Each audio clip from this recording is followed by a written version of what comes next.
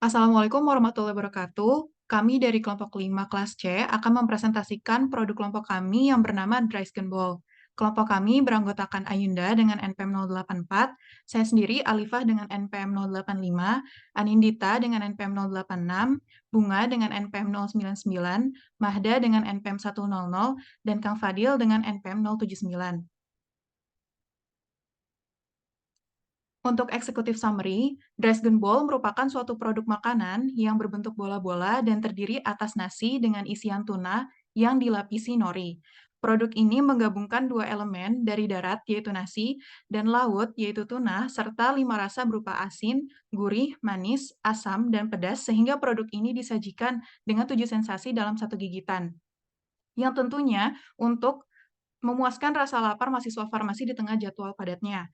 Untuk penjualan, kami menggunakan sistem pre-order sebanyak 6 kali dengan pengambilan produk pada pukul 9.40 sampai 10 WIB, serta waktu tambahannya pada pukul 11.40 sampai 13 WIB tiap hari Senin dan Rabu.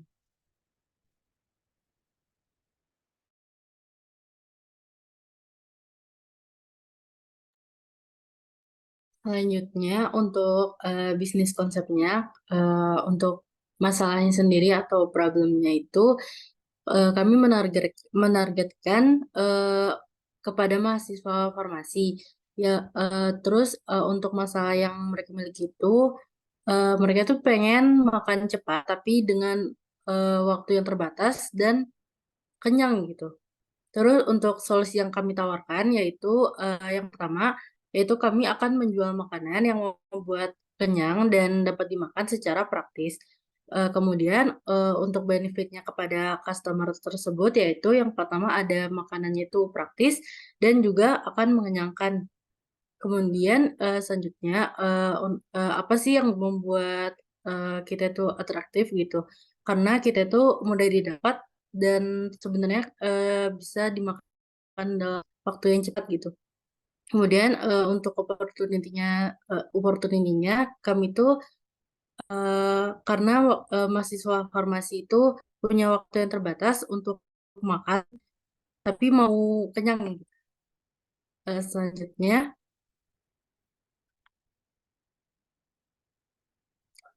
selanjutnya ada untuk customer responnya itu kami memilih mahasiswa farmasi Unpad. Untuk channelnya sendiri kami menggunakan misalnya di story Instagram, kemudian di Line, WhatsApp, dan Google Form.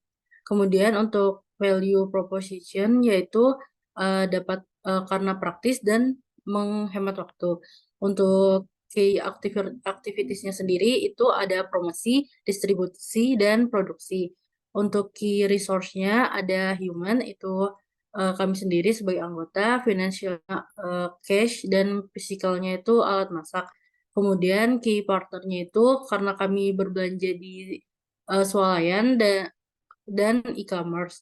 Kemudian untuk cost strukturnya kami ada produksi, kemasan, dan peralatan pelengkap.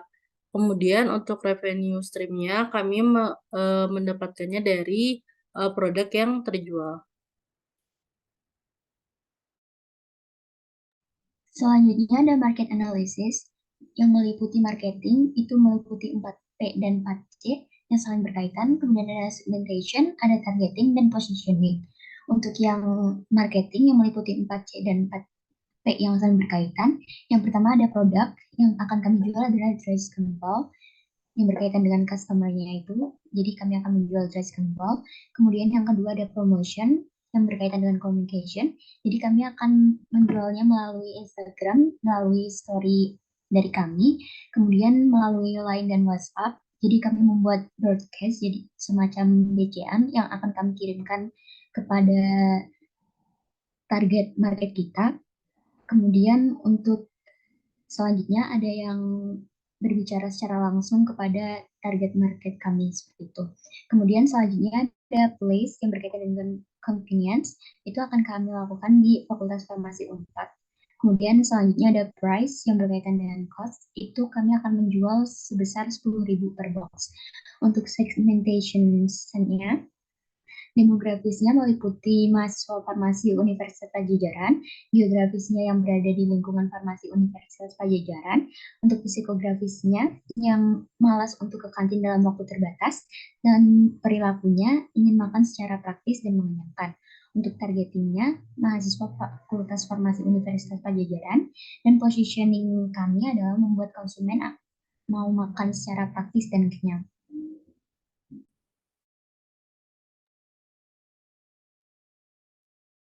Selanjutnya ada manajemen tim, yaitu struktur organization-nya sama expertise kami.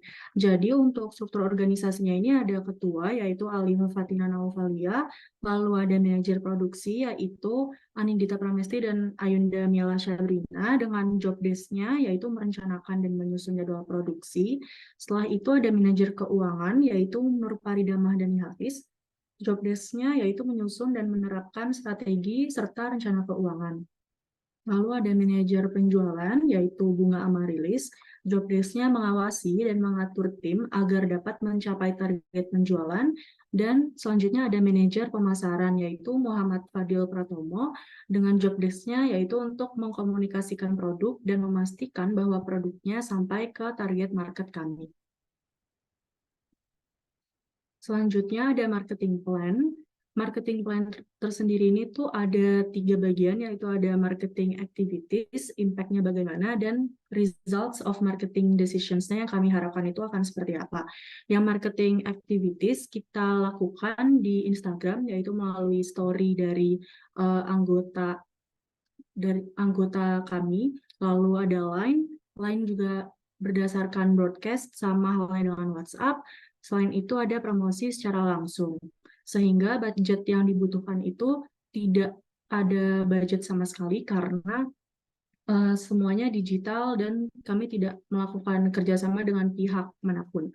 Lalu untuk impact-nya, kami harapkan memudahkan konsumen untuk makan dengan praktis dan mengenyangkan di sela waktu jeda antar mata kuliah yang sempit.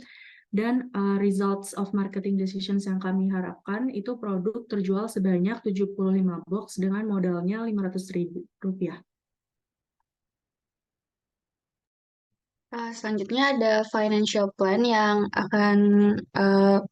akan kami kerjakan. Jadi untuk setup cost-nya itu kami membutuhkan beras, tuna, rumput laut, mayones, dan saus takoyaki untuk bahan dasar pembuatan rice gonbol. Dan bagian ini termasuk ke dalam variable cost dengan total Rp321.600. Dan untuk fixed cost-nya itu ada kemasan box, sarung tangan, stiker, sumpit, agar, dan biaya listrik, di mana biaya listriknya digunakan untuk membuat beras menjadi nasi. Lalu total dari financial plan kita adalah 308.700 untuk modal, dan untuk estimated revenue-nya kami akan menjual sekitar 75 unit dengan harga jualnya 10.000 dan diperkirakan mendapatkan keuntungan sebanyak Rp325. Dan untuk perhitungan break-even point-nya, kami memiliki fixed cost dengan total 57.100 dan variable cost dengan total 321.600. Untuk BAP dalam unitnya dihitung dengan rumus fixed cost total dibagi harga jual per unit dikurangi biaya variabel per unit dengan hasil perhitungan yaitu sekitar 9,9 atau dibulatkan menjadi 10 unit. Dan untuk BAP dalam rupiahnya dihitung menggunakan rumus fixed cost total dibagi 1 dikurang variable cost total dibagi hasil penjualan, dan dalam hasilnya itu membutuhkan Rp99.964. Nah, untuk operation dan manajemen plan-nya, kami ada di lokasinya di Fakultas Farmasi, sesuai dengan customer target, yaitu mahasiswa farmasi yang terbatas untuk makan berat. Nah, lalu ada sistem pre-ordernya ada di pemesanan di Senin di jam 9.40 sampai jam 10 malam, pengisian G-Form dari kami sampai Minggu. Nah, untuk hari Rabu jam 9.40 sampai jam 10, di pengisian G-Form dari Senin sampai Selasa. Nah, untuk inventarisnya tadi sudah dipresentasikan oleh rekan saya di slide 8, dan tim manajemennya sudah ada sama rekan saya dipresentasikan di detail pada slide 7. Boleh di next. Sekian dari kelompok kami. Assalamualaikum warahmatullahi wabarakatuh.